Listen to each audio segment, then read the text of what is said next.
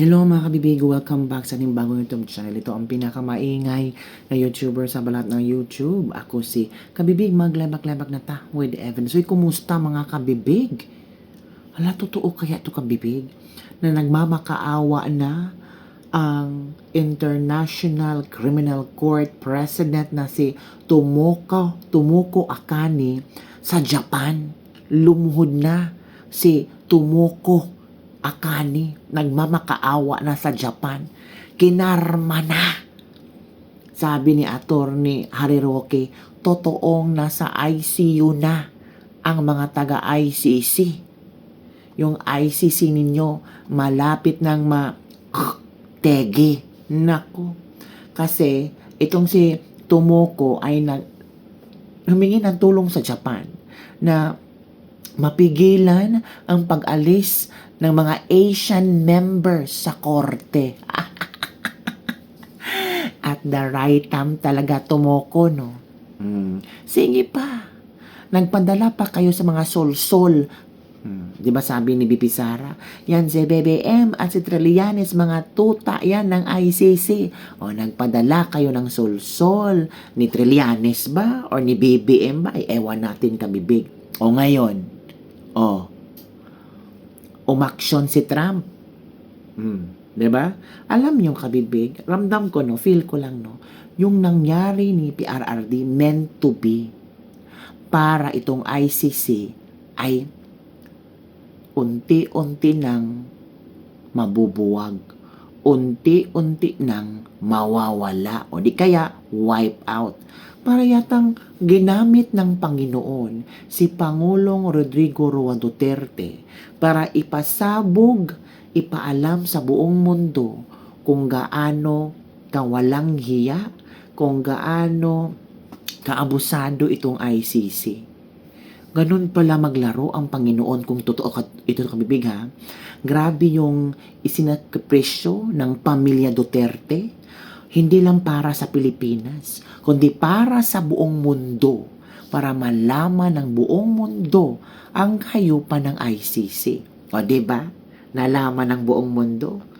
Every now and then may rally sa Duterte Street sa ICC, sa The Hague. Nandun si BP Sara, sumali sa rally. Kanyang ipinasabog kung ano ang ginawa ng PBBM admin. At posible kabibig, itong ICC ay talagang nagpadala ng kanilang gusto ng pera.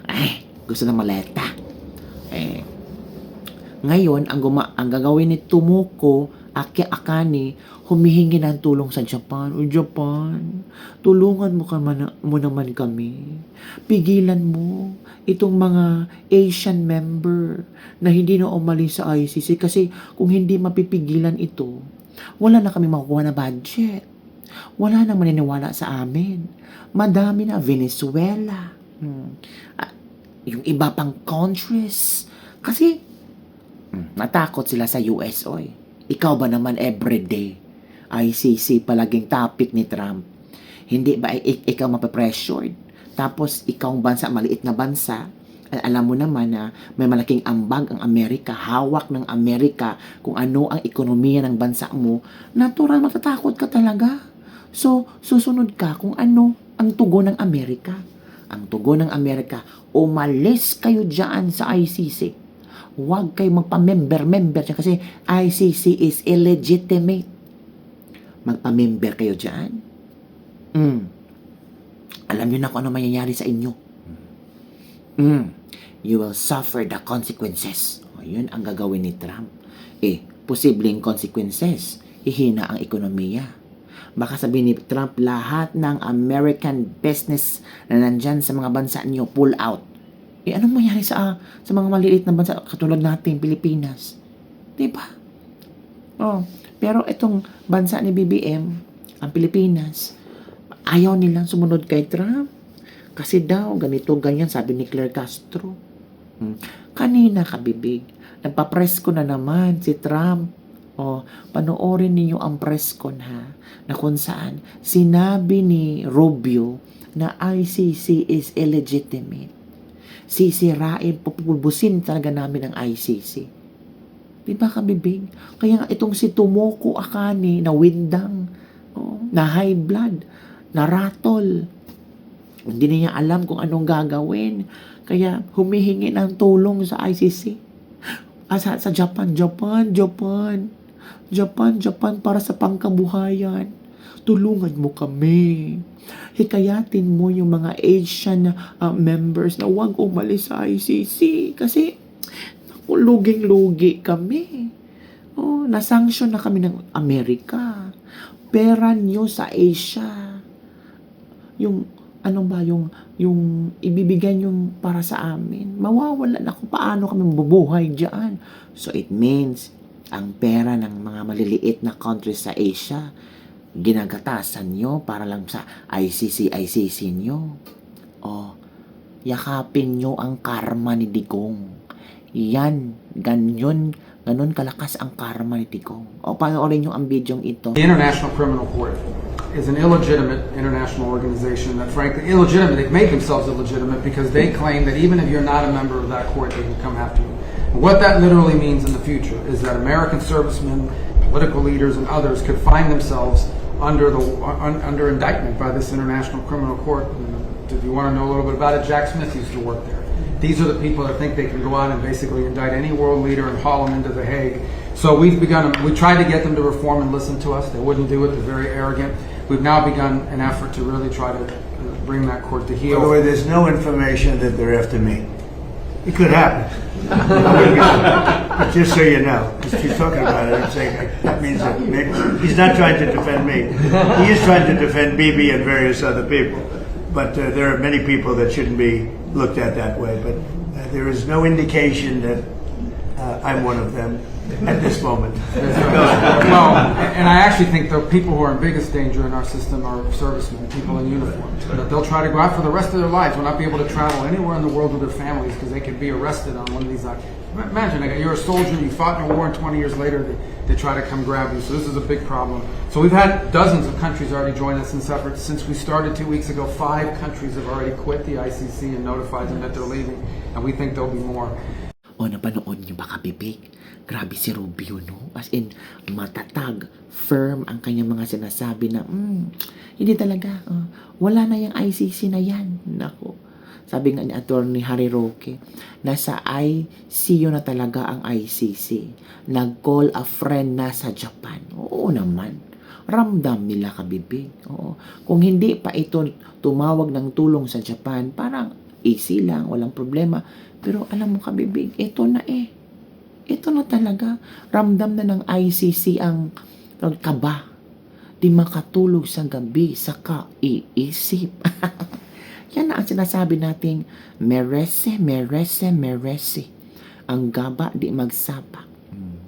Si Tatay Digong ngayon, tingnan nyo, makakalabas talaga yan. Oo, makakalabas yan talaga. Sa tulong ng mga malalaking bansa. Oo. Nako, eto kabibig ha. Ito yung news ngayon. Makinig tayo sa news ngayon kabibig ha. Makinig tayo sa news ngayon. Let's listen to this one. Ito na. Pigilan ang pag-alis ng mga Asian member. Humihingi ng tulong sa Japan sa International Criminal Court or ICC President Tomoko Akane para mapigilan ang pag-alis ng mga Asian members nito.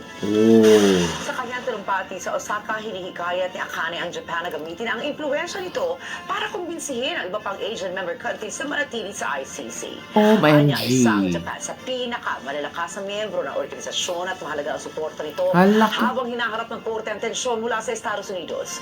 Nabanggit din ito na inanunsyo na ng Venezuela ang pagkalas nito mula sa organisasyon habang may iba pang mga bansang matinding pinipilit na kumalas na sa kanilang pwesto. Ayan na. Kasabay nito, minungkahi rin ng Estados Unidos na palakasin pa ang sanctions laban sa mga individual na konektado sa ICC. Palakasin. Humihingi ng tulong sa Japan sa International Criminal Court or Palakasin ang sanction, sabi ni Trump. Yung tumutulong sa ICC, isa-sanction natin ng todo. Yun ang gusto ni Trump. Yan na. na pwede makaapekto sa operasyon ng korte. Sagot naman ni Akane, sinimulan na nito ang ilang preventive measures kagaya ng paggamit ng accident insurance ng United Nations upang tulungan ang mga tao nito sa problemang dulot na ipinatao ng sanctions. O yun ka, bebe. Narinig nyo na, no? Narinig nyo na si Akane na ratol na. humihingi ng tulong sa Japan si Akane na ratol na. Pagtsagaan na lang natin ang bagong ICC ng Malacanang. Sino? May bago daw ICC sa Malacanang. Sino ba yan? Sabay alis din ang Japan. Hindi natin alam. Baka itong paghingi ng tulong ni Akane, ito din ang pag-iisipan ng Japan kung tutulungan ba nila sa Akane or hindi. Baka madamay sila. Kasi grabe si Trump. Dagdagan pa ng sanction yan. Nako. Naiba na kasi ang meaning ng ICC kaya kumalas sila. ICC Impacta Clear. Tama ba yan? Anong masabi mo dito sa ICC? Mukhang di na makatulog ngayon si Trillaling. Bakit hindi makatulog si Trillaling? Kasama ba si Trillaling na isa-sanction? Mga kabibig, ano ang iyong reaction hinggil dito? Sabi ng iba, hindi talaga natutulog ang Diyos. Pinakinggan talaga ng Panginoon ang maraming prayers ng mga DDS na sana makalabas si Tatadigong, na sana may makatulong kay Tatadigong. Tinan nyo, hindi lang makatulong kay Tatadigong, kundi isanction pa ang ICC. Simula nang pinasok na si Tatadigong noon, nagkamalas-malas ang ICC judges. Yung iba na sanction, yung iba bawal lang pumasok sa Amerika, yung mga sahod ng iba talagang hindi na, aywan ko bibig. Ngayon naman, tingnan nyo, ramdam na ng ICC. Noon, parang cool lang ang ICC, chill lang.